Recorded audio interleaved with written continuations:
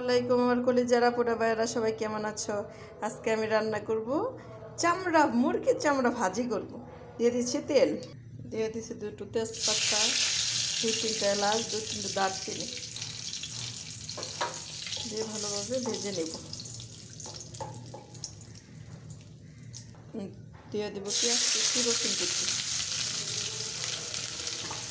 এটা ভালোভাবে ভেজে নেব।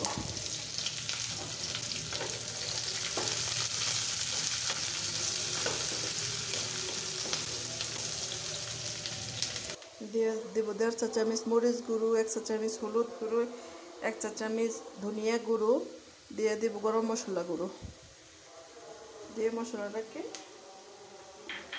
কষিয়ে নেব।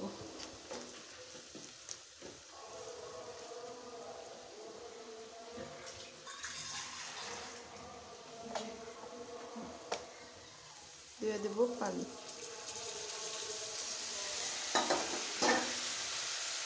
দিয়ে দেবো কিছু কাঁচামরিচ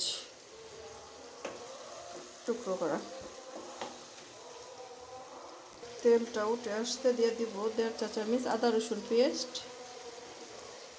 দিয়ে দেবো 1 চা চামচ জিরা পেস্ট, দিয়ে এই মশলাটাকে ভালোভাবে কষিয়ে নেব। মশলাটা কষানো হয়ে গেছে, উঠে আসছে তেল। এখন দিয়ে দেবো সেই মুরগির মাংসের চামড়া, গিলা, কলিজা দিয়ে কষিয়ে নেব।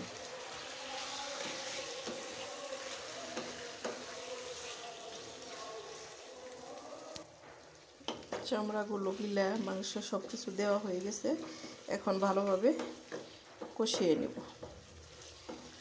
যাতে কোনো প্রকার ঝোল রাখবো না, শুধু মাখা মাখা হবে রান্নাটা।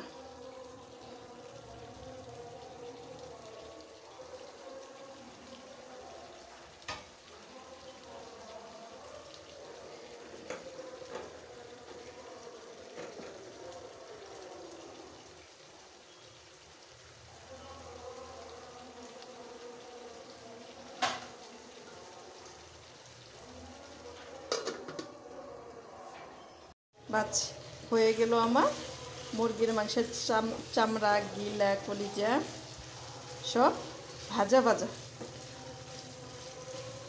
আমার রেসিপিটি যদি তোমাদের ভালো লাগে,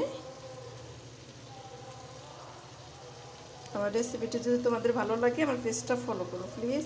আমার ইউটিউব চ্যানেলটিকে সাবস্ক্রাইব করে দিও। সবাই ভালো থেকো, সুস্থ থেকো। আল্লাহ হাফেজ।